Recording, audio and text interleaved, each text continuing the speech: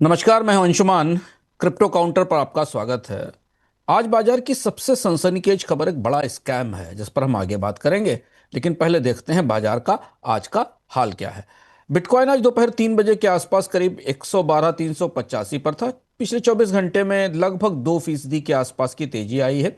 Support 110,700 पर है और रेजिस्टेंस 115,500 के आसपास दिख रहा है। ईटीएफ के इनफ्लोज और अमेरिका में जॉब डेटा से बड़ा उथल पुथल या ट्रिगर संभव है। इथीरियम में करीब पीछे बीते 24 घंटे में 2% की बढ़त दिखाई दी है। $4400 के आसपास ट्रेड कर रहा है। 4550 पर रेजिस्टेंस है और 4200 पर सपोर्ट दिख रहा है। ईटीएफ के आउटफ्लोज बढ़ रहे हैं इथीरियम में। और अब इंस्टीट्यूशंस बिटकॉइन की बजाय इथीरियम को लेकर थोड़े सतर्क दिखाई दे रहे हैं। सोलाना लगभग फ्लैट था पूरे दिन में 206 के आसपास। 2% ऊपर था। 197 से 210 की रेंज है, छोटी रेंज में है। और सपोर्ट इसको 197 पर मिलेगा, 210 तक जा सकता है। डिफिनांस एप्स के सपोर्ट के कारण सोलाना में थोड़ी स्थिरता दिख रही है। मिड कैप कॉइन्स में सुई नेटवर्क और हाइपर लिक्विड हाइप में तेज वॉल्यूम है, लेकिन सप्लाई अनलॉक होने का रिस्क है और वोलेटिलिटी काफी ज्यादा है, इसलिए इसमें सावधानी की जरूरत है। देखते हैं बाजार के बड़ों की गतिविधियां, इंस्टीट्यूशंस ने क्या किया। अमेरिका के बिटकॉइन ईटीएफ में करीब 633 मिलियन के नए इनफ्लोज आए हैं। जनवरी से अब तक अगर देखा जाए तो करीब $54 बिलियन से ज्यादा के नेट इनफ्लो बिटकॉइन में आ चुके हैं। इथीरियम में जैसा हमने शुरुआत में बताया कि आउटफ्लो शुरू हुए हैं। पिछले 4 दिनों में इथीरियम से करीब $166 मिलियन का आउटफ्लो निकला है। निवेशक अब वापस बिटकॉइन एक्सपोजर की तरफ बढ़ रहे हैं और ये वो रोटेशन शुरू हो रहा है जिसमें पहले बिटकॉइन से इथीरियम में और फिर इथीरियम से बिटकॉइन में निवेश जाता है। इधर बिटवाइज ने स्विट्जरलैंड के एसआईएक्स एक्सचेंज पर 5 नए ईटीपीज लॉन्च किए हैं, जिनमें इथेरियम की स्टेकिंग का ईटीपी भी शामिल है। छोटे निवेशकों में सोलाना का उत्साह है। गूगल सर्च में सोलाना स्मार्ट कॉन्ट्रैक्ट और स्वी टोकन के प्राइस के प्रिडिक्शन पर करीब करीब 180 से 220% तक सर्च में बढ़ोतरी दिखाई दे रही है। भारतीय एक्सचेंजों पर आईएनआर में अब ट्रेडिंग वॉल्यूम में बढ़ोतरी दिखी है। करीब 11% के आसपास की बढ़ोतरी है और खासतौर पर बिटकॉइन और सोलाना के पेयर्स में बढ़त दिखाई दे रही है। रिटेल सेंटिमेंट पूरी तरह ओवरऑल तो रिटेल सेंटिमेंट पॉजिटिव है, लेकिन मिड कैप्स को लेकर सतर्कता बरकरार है। रेगुलेटरी के साथ नियामकों की तरफ से 2-3 महत्वपूर्ण घटनाक्रम आए पिछले 24 घंटे में, जिनका असर हमें बाजार पर आज भी दिखेगा और अगले सप्ताह भी दिखेगा।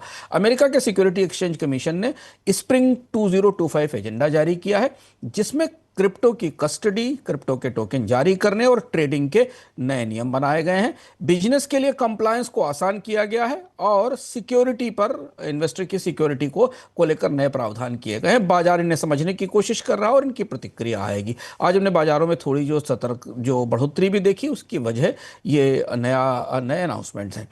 जापान ने एक बड़ा फैसला किया है। जापान की जो फाइनेंशियल सिक्योरिटी अथॉरिटी है, उसने क्रिप्टो को सिक्योरिटी में रिक्लेसिफाई कर दिया है, यानी अब एक सिक्योरिटी है, प्रतिभूति है। और इस वजह से इसे पेमेंट सिस्टम जैसे उदार व्यवस्थाओं से निकालकर सिक्योरिटी के दायरे में लाया गया है। पेमेंट्स में इस्तेमाल होने वाले वाले क्वाइंस के लिए थोड़े नियम आसान है, पर यहाँ डिस्क्लोजर और नॉन कंप्लायंट एक्सचेंजों पर बड़े एक्शन की तैयारी चल रही है। तो जापान की मुख्य धारा में क्रिप्टो आ गया है और उस हिसाब से अब नए सुरक्षा नियम और नए रेगुलेटरी नियम शुरू हो रहे हैं। ईयू और मेना रीजन से कोई बड़ा नया पॉलिसी अपडेट आज नहीं आया। एक्सचेंज और कॉरपोरेट घटनाक्रमों में बाइबिट का जो $105 बिलियन का हैक हुआ था नए वॉलेट मूवमेंट के बाद, उसके बाद उसने $140 मिलियन का बाउंटी प्रोग्राम लॉन्च किया है, जिसमें यह है कि फंड की रिकवरी की जा सकती है और दूसरा यूजर्स का भरोसा बहाल करने की कोशिश की जा रही है।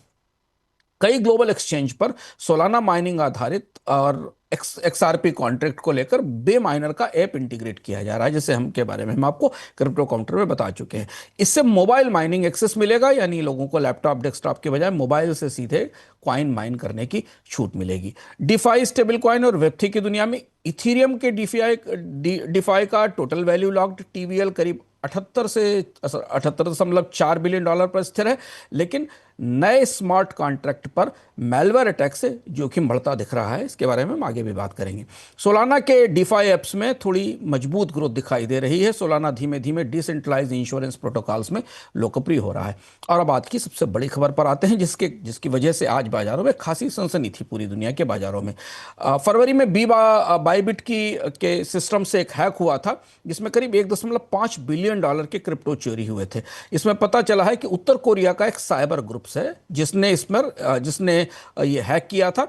और 2024-25 के 20% से ज़्यादा जो हैक हुए हैं क्रिप्टो में, वो इसी ग्रुप से जुड़े हुए हैं।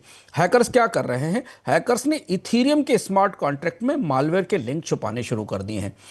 अब डेवलपर्स को कोड को नए सिरे से रिव्यू करना होगा और सप्लाई चेन की सुरक्षा मजबूत करनी होगी। और इसलिए स्मार्ट कॉन्ट्रैक्ट को लेकर आज पूरे दिन पिछले 24 घंटे से क्रिप्टो की दुनिया में चिंता, सवाल जवाब और नए तरीके की सुरक्षा व्यवस्थाओं पर चर्चा चल रही है।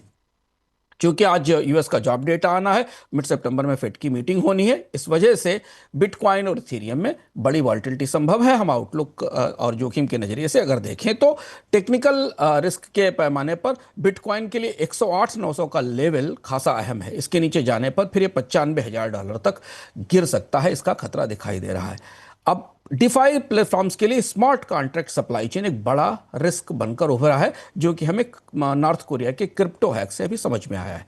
तो आज की क्रिप्टो विजडम में, क्रिप्टो समझ में हम स्मार्ट कॉन्ट्रैक्ट पर ही बात करते हैं, क्योंकि उत्तर कोरिया के हैकर्स ने क्रिप्टो के स्मार्ट कॉन्ट्रैक्ट्स को निशाना बनाया है। तो समझते हैं कि स्मार्ट कॉन्ट्रैक्ट है क्या।